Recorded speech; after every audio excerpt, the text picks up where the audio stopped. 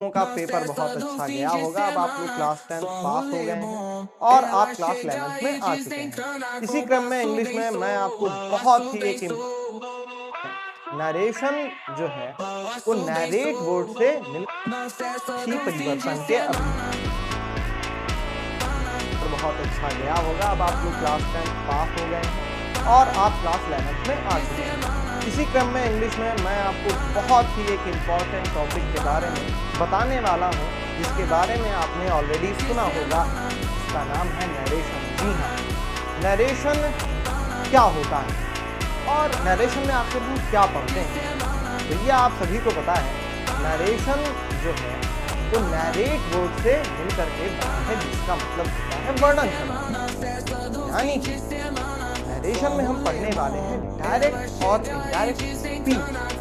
अब आप कहेंगे सर ये डायरेक्ट स्पीच क्या होती है?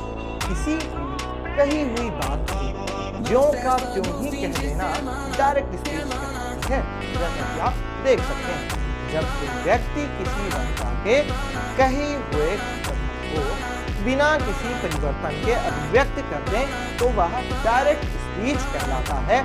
जैसे कि यहाँ पर Ram says I work hard, I work hard. ठीक है, तो ये हो गया भैया डायरेक्ट स्पीच। आप पहचानेंगे कैसे? तो जो डायरेक्ट स्पीच होता है वो हमेशा डबल इन्वर्टेड कॉमास के साथ होता है। तो यहां पर आप देखेंगे ये पूरा जो सेंटेंस है ये डबल इन्वर्टेड कॉमास के साथ है, तो आप कह सकते हैं कि ये डायरेक्ट स्पीच है।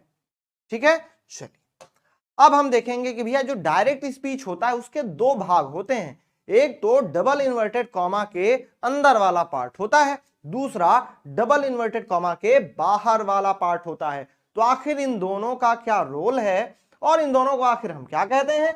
तो भैया देखिए, दो भाग होते हैं। रिपोर्टिंग वर्ब का वाक्य जो इन्वर्टेड कॉमा के बाहर होता है, यानी कि इन्वर्टेड कॉमा के जो बाहर वाला पार्ट है ये कहलाता है हमारा रिपोर्टिंग वर्ब।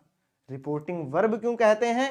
क्योंकि भैया यही तो हमें बताता है, यही तो हमें जानकारी दे रहा है, तो यही रिपोर्ट कर रहा है, इसलिए क्या है ये भैया हमारा हो जाता है रिपोर्टिंग वर्ब।